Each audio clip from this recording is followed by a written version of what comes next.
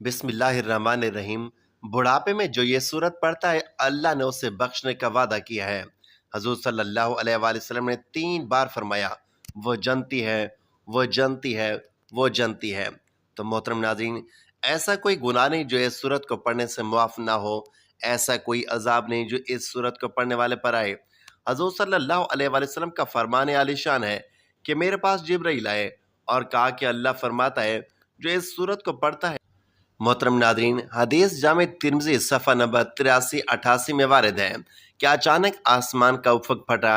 एक फरिश्ता हज़रत जिब्रील अमीन अलैहिस्सलाम रसूलुल्लाह सल्लल्लाहु अलैहि वसल्लम के सामने नमूदार हुए और अर्ज़ किया है, मोहम्मद सल्लल्लाहु अलैहि वसल्लम, आपका रब आपको सलाम फरमाता है और अख्तियार देता है कि कह दीजिए कि ऐसा कोई शख्स नहीं जो गुनाह अजीम रखता हो, कुरान पाक की यह सूरत पढ़कर अपनी अल्लाह ताला से बख्शिश तलब करे और अल्लाह ताला उसकी दुआ कबूल ना करें। अल्लाह सुब्हानहू व तआला इस सूरत को पढ़ने के साथ उसकी दुआ मांगना कबूल फरमाता है। जो शख्स रोज़ाना सुबह और शाम ये सूरत पढ़ेगा, उसकी रोज़ी में बरकत होगी, अज़ाब कब्र से बचा रहेगा, मौत के वक्त उसकी रूह के वास्ते जन्नत में दाखिलों के लिए तमाम दरवाजे खोल दिए जाएंगे। नादरीन मोहतरम, आज हम आपको कुरान पाक की एक अजीम सूरत के बारे में बताने जा रहे हैं कि जो शख्स बुढ़ापे में इस सूरत की तिलावत करता है, उसका कोई गुनाह ऐसा नहीं जो इस सूरत को पढ़ने से मुआफ़ ना हो, और ऐसा कोई अजाब नहीं जो इस सूरत को पढ़ने वाले पर है।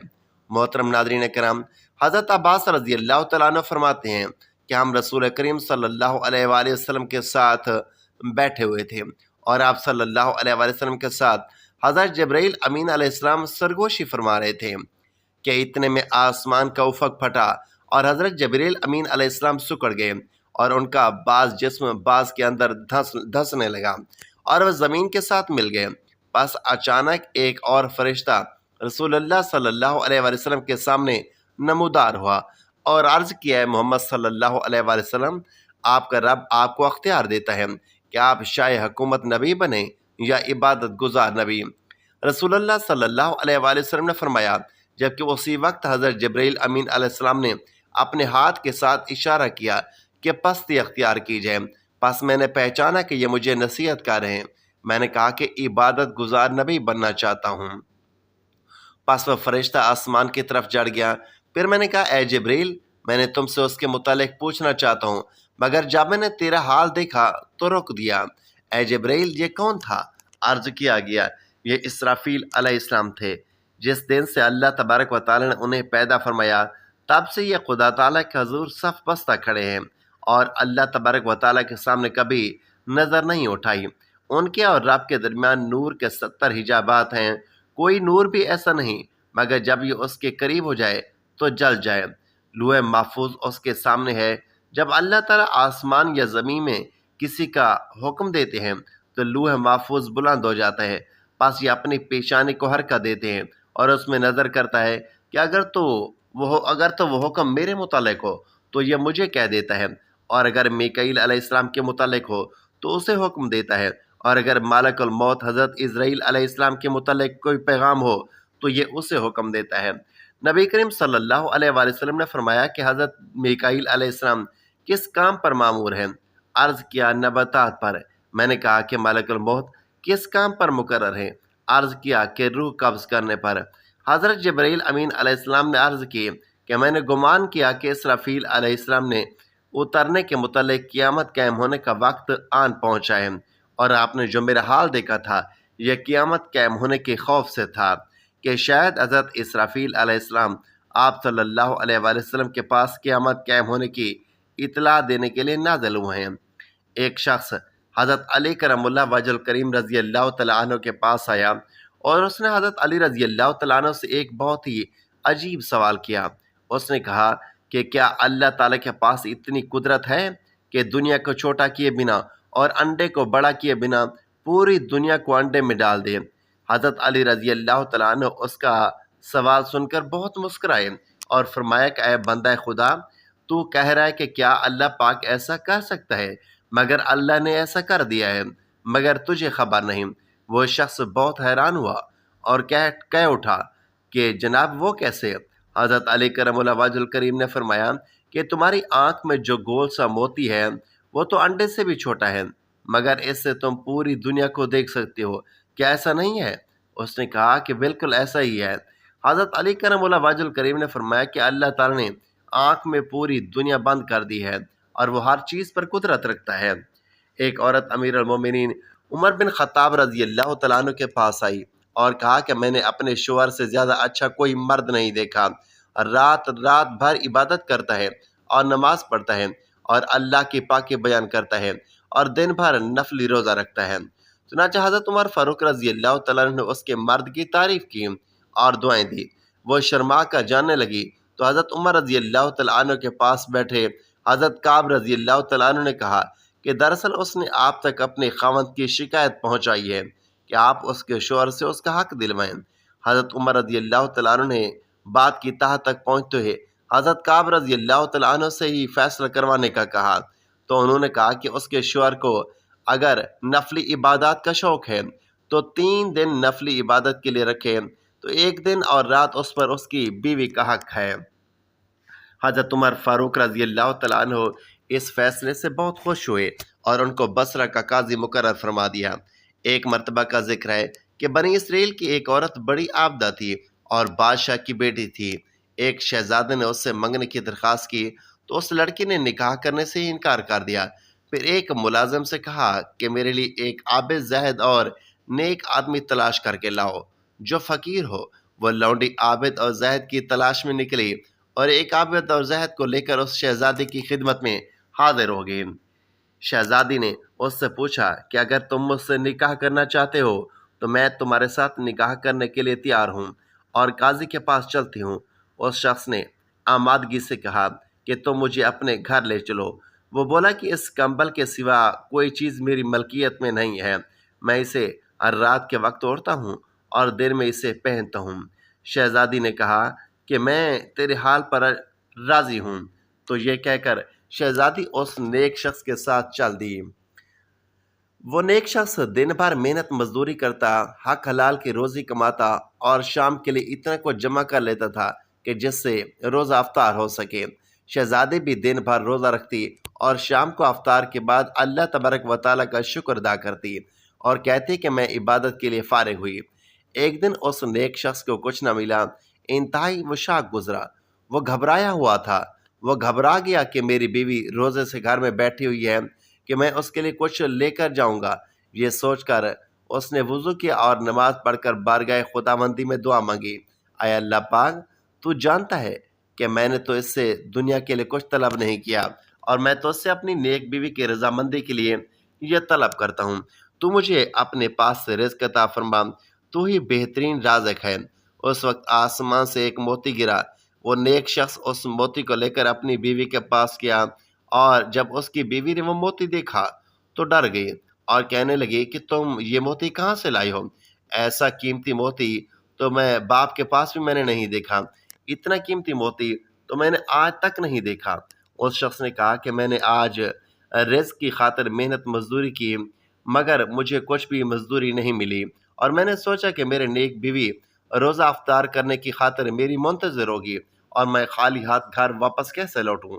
میں نے اللہ تبارک و تعالیٰ کی بارگاہ اقدس میں دعا مانگی اور اللہ تعالیٰ نے آسمان سے میرے لیے یہ موتی نازل فرما دیا۔ شہزادی بولی، تم اس جگہ جاؤ جہاں تم نے اللہ تبارک و تعالیٰ سے دعا مانگی تھی اور یہ گریہ و زاری کے ساتھ بارگاہ خداوندی میں یوں دعا کرو کہ اے اللہ تعالیٰ، اے میرے مالک اور پروردگار، تو نے یہ موتی ہمیں دنیاوی رزق کے طور پر عطا فرمایا ہے، تو اس میں ہمیں برکت دے اور اگر آخرت کے لیے ذخیرے میں سے یہ موتی عطا فرمایا ہے تو اسے واپس لے لے۔ اس نیک شخص نے ایسا ہی کیا اور اللہ تبارک و تعالیٰ نے وہ موتی واپس لے لیا۔ اس نے واپس آ کر تمام حقیقت شہزادی کو بتائی تو شہزادی نے اللہ تعالیٰ کا شکر ادا کیا اور کہا، یا اللہ، تو بڑی رحیم اور کریم ذات ہے۔ حضرت عبداللہ بن عباس رضی اللہ تعالیٰ عنہ سے مروی ہے کہ وہ فرماتے ہیں کہ حضور نبی کریم صلی اللہ علیہ وآلہ وسلم نے فرمایا کہ میری امت کی عورتوں میں سب سے افضل ترین عورت وہ ہے جو اپنے شوہر کے ساتھ حسن سلوک سے پیش آئے اور اپنے شوہر کی خواہش کے مطابق فرما برداری کرتی رہے، اور ان کی ہونے والی اولاد اللہ کے سائے میں ہوگی سوائے ان کاموں کے جو گناہ کے کام ہے، اور ایسی عورت کو رات اور دن میں ایسی 1000 شہیدوں کا ثواب ملتا ہے جو اللہ تبارک و تعالیٰ کی راہ میں صبر کے ساتھ شہید ہوتے ہیں اور اس کے اجر کی توفیق اللہ تعالیٰ سے رکھتے ہیں۔ حضرت عائشہ صدیقہ رضی اللہ تعالیٰ عنہ فرماتی ہیں کہ جب حضرت علی رضی اللہ تعالیٰ عنہ ہمارے گھر آتے تو میرا بابا حضرت ابو بکر صدیق رضی اللہ تعالیٰ عنہ سارے کام چھوڑ کر ہمارے گھر آ جاتے تھے اور حضرت علی رضی اللہ تعالیٰ عنہ کا چہرہ دیکھتے تھے۔ میں کہتی کہ بابا آپ ہمارے گھر آتے ہیں اور علی کا چہرہ دیکھتے رہتے ہو، اس کی کیا وجہ ہے؟ تو میرے بابا حضرت ابو بکر صدیق رضی اللہ تعالیٰ عنہ نے کہا کہ بیٹی غلطی نہ کروں تو میں نے اپنے کانوں سے سنا ہے کہ رسول اللہ صلی اللہ علیہ وآلہ وسلم نے فرمایا کہ علی کا چہرہ دیکھنا عبادت ہے۔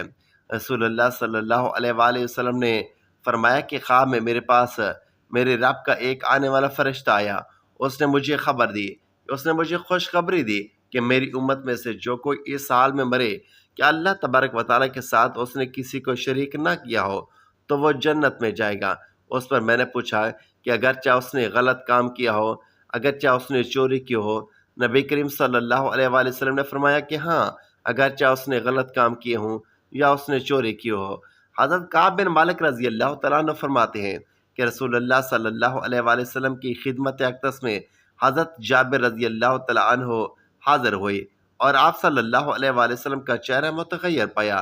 حضرت جابر رضی اللہ تعالیٰ عنہ اسی وقت اپنے گھر گئے، اپنی زوجہ سے فرمایا کہ میں نے دیکھا کہ رسول کریم صلی اللہ علیہ وآلہ وسلم کا چہرہ انور متغیر تھا، میرا خیال ہے کہ بھوک کی وجہ سے یہ ایسا ہے، کیا اب تیرے پاس کچھ کھانے کو ہے؟ تو بیوی نے عرض کیا واللہ اس بکری کے اور کچھ بچے ہوئے آٹے کے سوا کچھ نہیں۔ حضرت جابر رضی اللہ تعالیٰ نے اسی وقت بکری کو ذبح کیا اور فرمایا کہ جلدی جلدی گوشت اور روٹیاں تیار کر لو۔ جب کھانا تیار ہو گیا تو ایک بڑے پیالے میں رکھ کر حضور اقدس صلی اللہ علیہ وآلہ وسلم کی خدمت اقدس میں کھانا حاضر کر دیا۔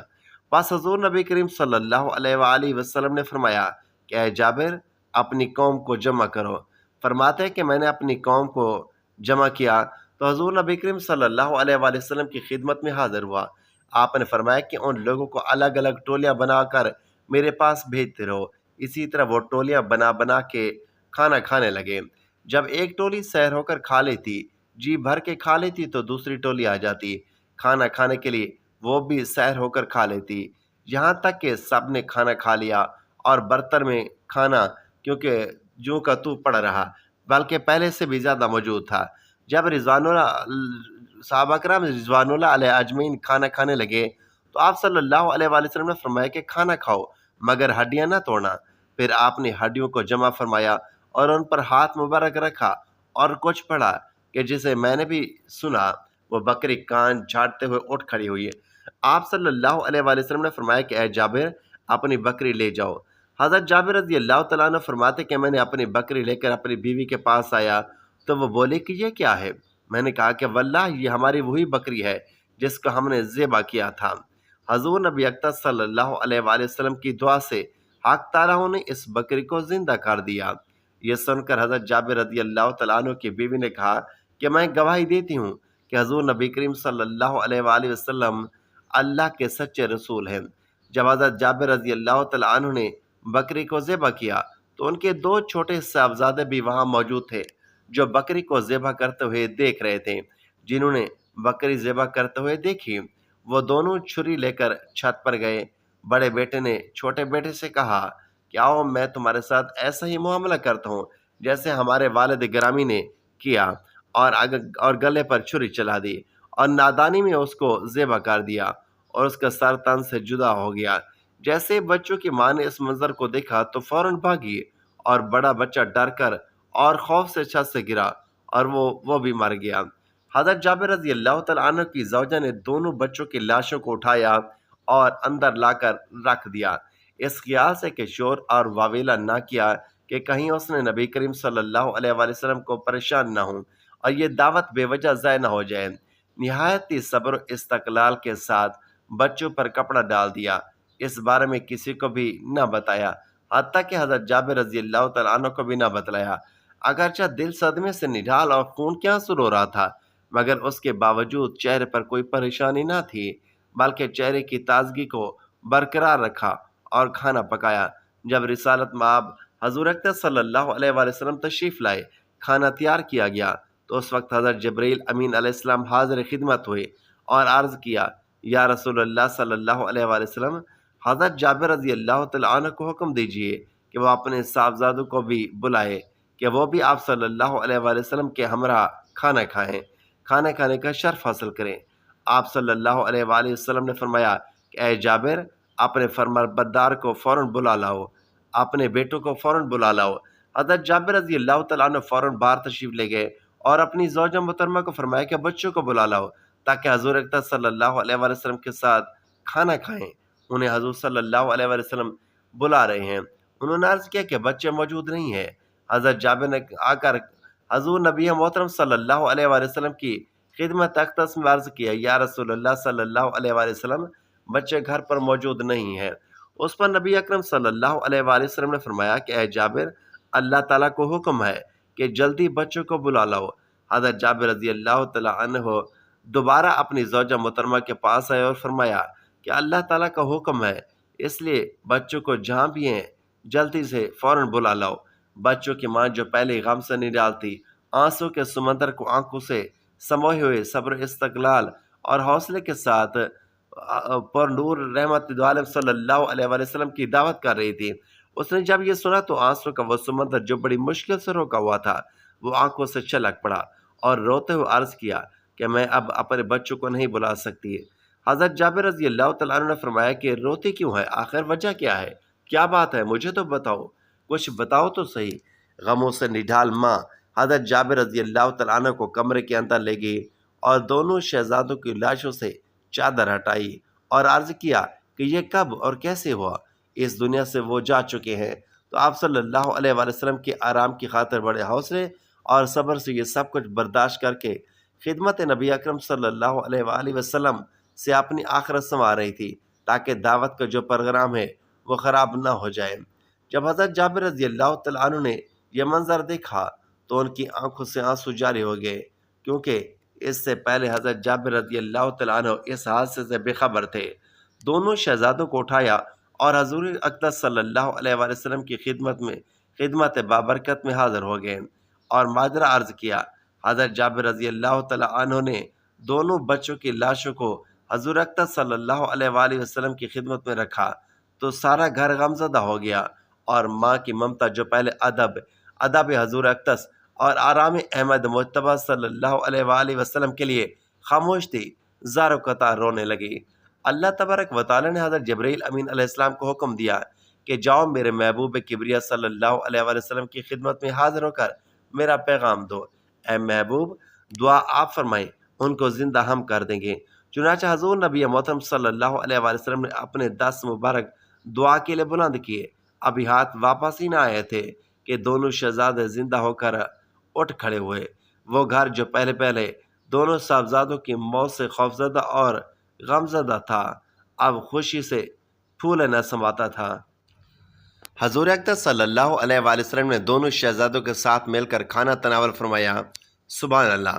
تو ناظرین محترم، وقت کی نزاکت کو مد نظر رکھتے ہوئے آپ کو اس صورت کے بارے میں بتاتے ہیں کہ جس کے بارے میں حضور صلی اللہ علیہ وآلہ وسلم نے ارشاد فرمایا کہ میرے پاس جبرائیل امین علیہ السلام حاضر ہوئے اور عرض کیے کہ جو اس صورت کی تلاوت کرتا ہے اللہ تبارک و تعالیٰ اس کو تمام گناہوں سے بخش دیتا ہے، اس کی ہر دعا قبول فرماتا ہے، اس پر کوئی عذاب نہیں آتا اور اس کی تمام دعائیں قبول کی جاتی ہیں۔ اور جو شخص صبح شام اس صورت کی تلاوت کرتا ہے اس کی روزی میں برکت ہوگی، عذاب قبر سے بچا رہے گا، موت کے وقت اس کی روح کے واسطے جنت میں داخلے کے لیے تمام دروازے کھول جائیں گے۔ تو ناظرین محترم، وہ سورت یاسین ہے۔ ناظرین، اس سورت کو پڑھنے کے لیے آپ نے سب سے پہلے وضو کرنا ہے۔ وضو کرنے کے بعد ایک مرتبہ آپ نے حضور پاک صلی اللہ علیہ وآلہ وسلم کی ذات اقدس پر درود پاک کا نذرانہ پیش کرنا ہے۔ ایک مرتبہ ثواب کے لیے میرے ساتھ بھی درود پاک پڑھ لیں۔ اللہم صلی علی محمد وعلی آل محمد کما صلیت علی ابراہیم وعلی آل ابراہیم انک حمید مجید۔ اللہم بارک علی محمد وعلی آل محمد کما بارکت علی ابراہیم وعلی آل ابراہیم انک حمید مجید۔ تو ناظرین، درود پاک پڑھنے کے بعد آپ نے سورت یاسین کی ایک مرتبہ تلاوت کرنی ہے۔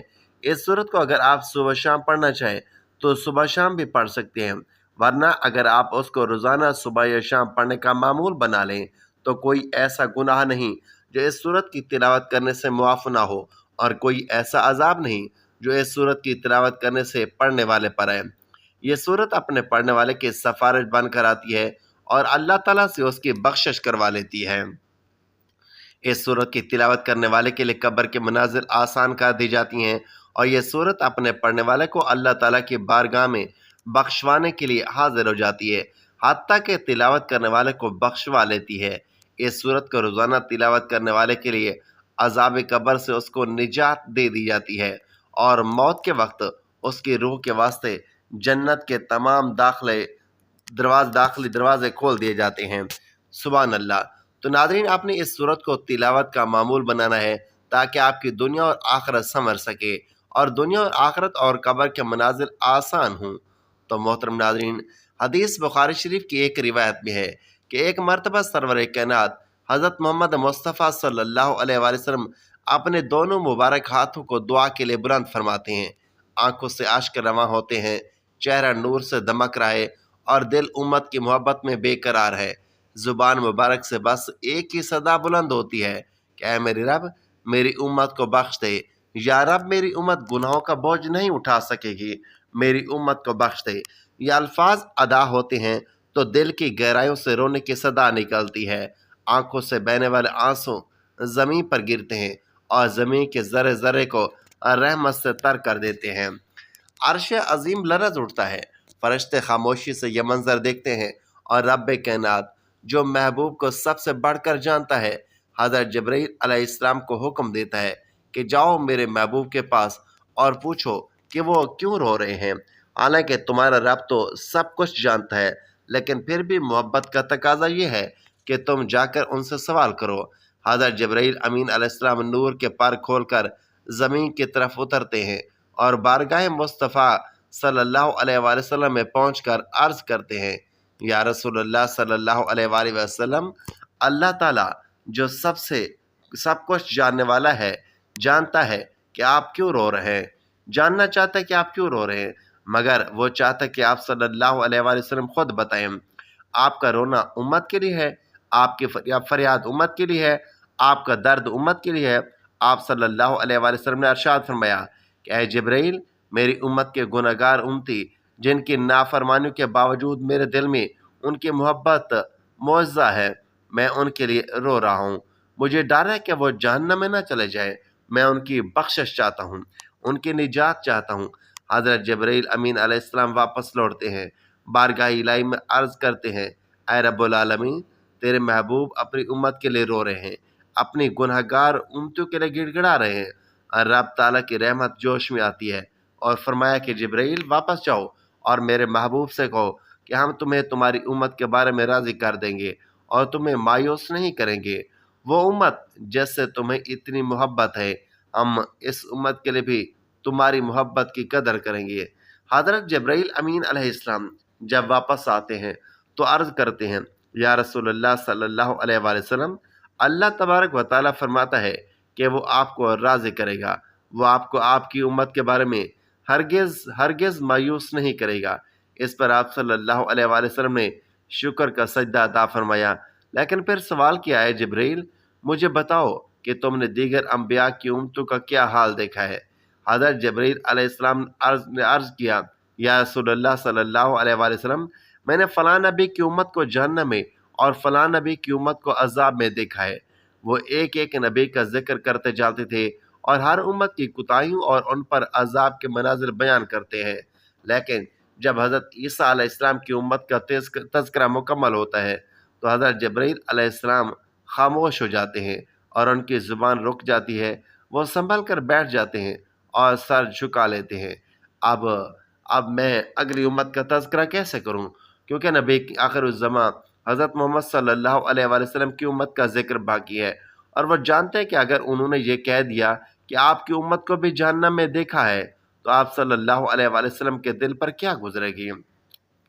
لیکن آپ صلی اللہ علیہ وآلہ وسلم حضرت جبرائیل علیہ السلام کی خاموشی سے بے چین ہو جاتے ہیں، بار بار پوچھتے ہیں، اے جبرائیل، سچ سچ بتاؤ، تم نے میری امت کو بھی جہنم میں تو نہیں دیکھا؟ حضرت جبریل علیہ السلام چپ ہے، مگر سرکار مدینہ صلی اللہ علیہ وآلہ وسلم کی بے قراری بڑھتی ہی جاتی ہے، دل تڑپتا ہے، زبان لرزتی ہے، اور آپ فرما رہے ہیں کہ بتاؤ، جلدی بتاؤ، کہیں میری امت کو جہنم میں تو نہیں دیکھا۔ بالآخر حضرت جبرائیل علیہ السلام کو کہنا ہی پڑتا ہے، یا رسول اللہ صلی اللہ علیہ وآلہ وسلم، ہاں میں نے آپ کی امت کے بعض افراد کو بھی جہنم میں دیکھا ہے۔ بس اتنا سننا تھا کہ آقا دو جہاں حضرت محمد مصطفیٰ صلی اللہ علیہ وآلہ وسلم کا رنگ متغیر ہو گیا، دل بے قرار ہو گیا، لب خشک ہو گئے، آنکھوں سے آنسو بہنے لگے، اور آپ کا سکون جاتا رہا۔ آپ نے اس لمحے شہر مدینہ چھوڑ دیا، لوگوں سے چھپ کر تنہائی اختیار کر لی، اور ویرانے کی جانب چل دیے، جہاں نہ کوئی انسان ہو، نہ کوئی آواز، بس تنہا آپ اور آپ کا رب ہو۔ آپ صلی اللہ علیہ وآلہ وسلم نے ایک سنسان غار میں جا کر اپنی پیشانی مبارک کو خاک پر رکھ دیا اور رونے لگے، سجدے کی حالت میں رب حبل امتی، رب حبل امتی کی صدائیں آئیں، صدائیں بلند ہونے لگی، آنسو بارش کی طرح برسنے لگے، زمین گواہ بنی، فرشتے حیران رہ گئے، اور آسمان پر جیسے لرزہ طاری ہو گیا ہو۔ ادھر مدینے میں ایک ہنگامہ برپا ہو چکا تھا۔ صحابہ کرام حضور نبی کریم صلی اللہ علیہ وآلہ وسلم کو تلاش کرنے لگے، مسجد نبی، حجرہ عائشہ، ہر گلی، ہر کوچہ، ہر کونا چھان مارا، لیکن آقا دو جہاں صلی اللہ علیہ وآلہ وسلم کا کوئی پتہ نہ چلا۔ شہر مدینہ میں کوہرام مچ گیا، ہر چیز غمزدہ، ہر آنکھ اشک بار، ہر گھر کے چولہے ویران ہو گئے، بازار ویران ہو گئے، اہل مدینہ کی نیندیں حرام ہو گئی، بچے بلکنے لگے، بزرگ سسکنے لگے، اور صحابہ کرام سرگرداں ہو گئے۔ لیکن 3 دن اور 3 راتیں یوں ہی بیت گئے کہ اچانک ایک چرواہے سے ملاقات ہوئی۔ اس چرواہے نے کہا کہ میں نے کسی کو نہیں دیکھا، لیکن 3 دن سے ایک پہاڑ کی کھو سے کسی کے رونے کی آواز آ رہی ہے، ایسی رونے کی آواز ہے جو دل چیر دیتی ہے۔ میری بکریاں اس درد سے چرا چھوڑ دی ہے۔ اتنی سننا تھا کہ صحابہ کرام دوڑ پڑے، اس غار تک پہنچے، اور کیا دیکھتے ہیں کہ آقا دو جہاں صلی اللہ علیہ وآلہ وسلم خاک پر پیشانی مبارک رکھے ہوئے سجدے میں ڈوبے ہوئے صدائیں لگا رہے ہیں۔ صحابہ کرام قدموں سے لپٹ گئے، دامن سے چپک گئے، عرض کیا، یا رسول اللہ صلی اللہ علیہ وآلہ وسلم، مدینہ اتنا ویران ہو چکا ہے، لوگ بے قرار ہیں، اہل بیت اشک بار ہیں، لیکن حضور پاک صلی اللہ علیہ وآلہ وسلم سجدے سے سر مبارک نہیں اٹھاتے۔ آخر صحابہ کرام حضرت فاطمہ رضی اللہ تعالی عنہ کی خدمت میں حاضر ہوئے اور التماس کرتے ہوئے، اے خاتون جنت، آپ ہی ہماری امید ہیں، آپ ہی سرکار مدینہ کو منا سکتی ہیں۔ حضرت فاطمہ رضی اللہ تعالی عنہ فوراً روانہ ہوتی ہیں، چادر اوڑھتی ہیں، اوڑھ کر پہاڑ کی جانب بڑھتی ہیں۔ وہاں پہاڑ کی کھو میں پہنچ کر عرض کرتی ہیں، بابا جان، مدینہ بے قرار ہے، حسنین کریمین آپ کی جدائی میں تڑپ رہے ہیں، ہر دل غمزدہ ہے، ہر زبان پر آپ کا نام ہے، مگر حضور پاک صلی اللہ علیہ وسلم سجدے سے سر مبارک نہیں اٹھاتے۔ تب حضرت فاطمہ رضی اللہ تعالی عنہ سجدے میں جا کر آپ کے تلوے سے اپنی پیشانی ملا کر عرض کرتی ہے، بابا جان، اگر آپ نے سر مبارک نہ اٹھایا تو فاطمہ قیامت تک سجدے سے سر نہ اٹھائے گی۔ یہ کہنا تھا کہ آقا کائنات صلی اللہ علیہ وسلم سجدے سے سر مبارک اٹھاتے ہیں، آنکھوں میں آنسو ہیں، چہرہ اشک بار ہے، دل رنجیدہ ہے، اور زبان پر ایک ہی جملہ جاری ہے، اے فاطمہ، اگر تم ضد نہ کرتی تو میں سجدہ نہ اٹھاتا، سر نہ اٹھاتا، یہاں تک کہ رب کریم میری ساری امت کو بخش دیتا۔ دعا ہے کہ اللہ تعالیٰ نیکی کی بات کو سننے، سمجھنے اور اس پر عمل کرنے کی توفیق عطا فرمائے۔ میرا سنانا اور آپ کا سننا اپنی بارگاہ الہی میں قبول فرمائے، آمین۔ ناظرین، گزارش ہے کہ اللہ تعالیٰ کے 99 ناموں میں سے کوئی ایک نام لکھ کر کمنٹ سیکشن میں ضرور شیئر کریں۔ اللہ تعالیٰ ہم سب کا حامی و ناصر ہو۔